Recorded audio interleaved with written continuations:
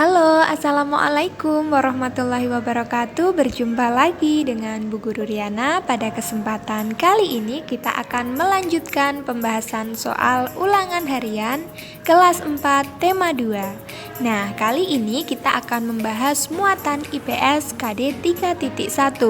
Mari kita bahas secara bersama-sama. Langsung saja ya, nomor 31, segala kekayaan yang ada di alam disebut dengan A. Kenampakan alam, B. Peristiwa alam, C. Sumber daya alam, D. Alam semesta. Segala kekayaan yang ada di alam itu disebut dengan sumber daya alam. Jadi jawabannya adalah di option C. Hewan dan tumbuhan adalah contoh sumber daya alam yang A. bisa didapatkan dengan mudah, B. dapat diperbarui, C. dapat dimusnahkan, atau D. akan cepat habis. Nah, hewan dan tumbuhan itu bisa berkembang biak. Jadi, hewan dan tumbuhan merupakan sumber daya alam yang dapat diperbarui. Jawabannya ada di option B. 33. Daerah penghasil emas terbesar di Indonesia terletak di pulau A. Jawa, B. Sumatera, C. Kalimantan, atau D. Papua.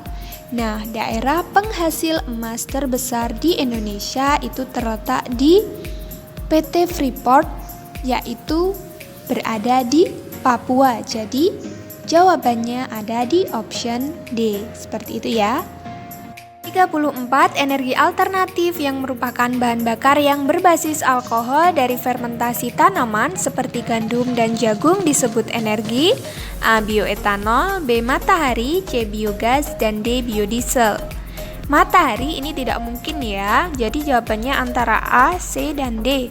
Nah, bioetanol itu terbuat dari karbohidrat, biogas itu dari hewan, dan biodiesel itu terbuat dari biji jarak.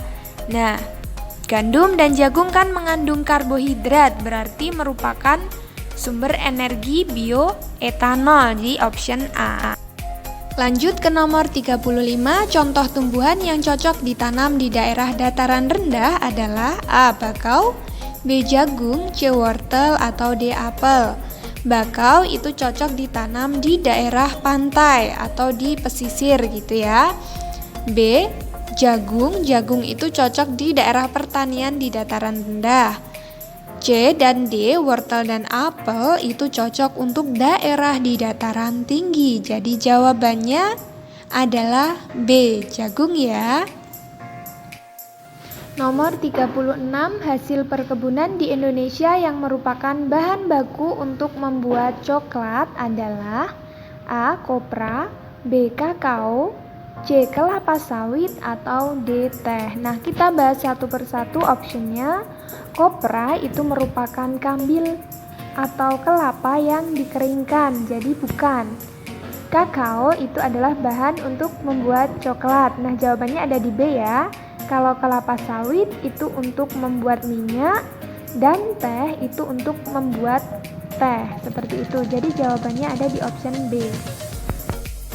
Nomor 37, sumber daya alam yang digunakan oleh para nelayan untuk menggerakkan kapal adalah A. air, B. angin, C. matahari, D. listrik.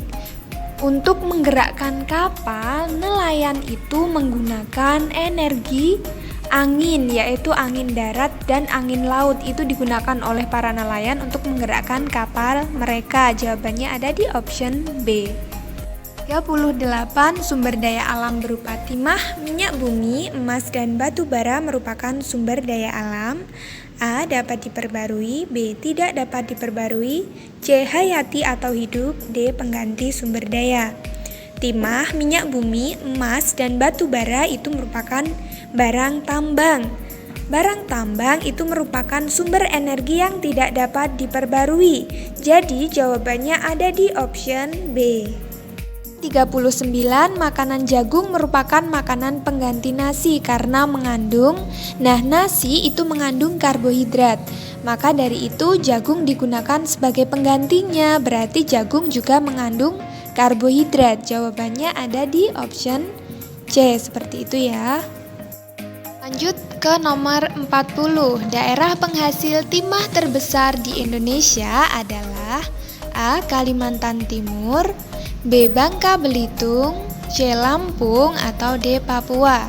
Nah, penghasil timah terbesar di Indonesia itu berada di Bangka Belitung. Jawabannya ada di option B. Begitulah pembahasan soal IPS hari ini. Terima kasih telah menyaksikan video ini. Jangan lupa subscribe, like, dan share ya. Assalamualaikum warahmatullahi wabarakatuh.